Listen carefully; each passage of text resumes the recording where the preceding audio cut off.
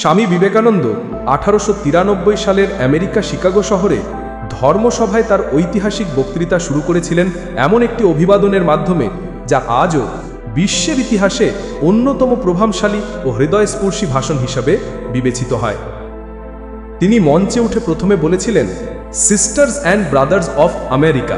এই একটা লাইন বলার পরেই 7,000 দর্শক দাঁড়িয়ে কয়েক মিনিট ধরে করতালি দিয়েছিলেন। এই শ্রদ্ধাপূর্ণ ও ভালোবাসাপূর্ণ সম্বোধনই আমেরিকান জনতার হৃদয় জয় করে নেয়।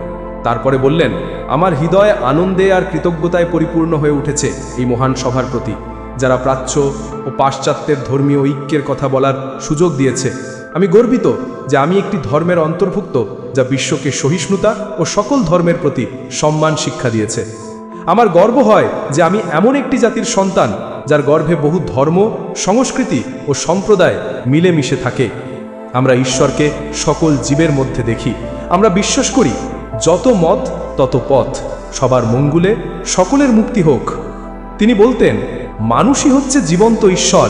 তিনি বিশ্বাস করতেন, ধর্ম মানে কেবল উপাসনা নয়, ধর্ম মানে মানুষের সেবা করাও ধর্ম। তার চিন্তাধারা আজও যুব সমাজকে প্রেরণা দেয়।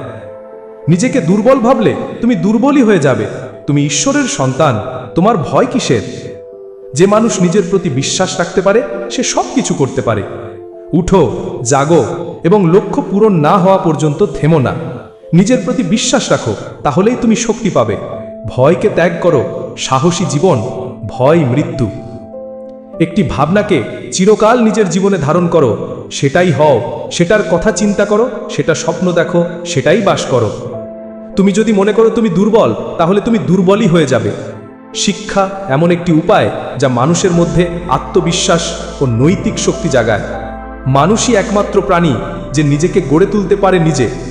যা কিছু দুর্বলতা এনে দেয় তাকে দূরে ছুঁড়ে ফেলে দাও। শক্তি, শক্তি, শুধু শক্তির উপাসনা করো। তোমরা যখন কাজ করো তখন যেন তার ফল নিয়ে ভাব না করো, নিঃস্বার্থভাবে কাজ করে যাও। ধর্ম মানে শুধু উপাসনা নয়, বরং মানুষের সেবা করাও ধর্ম।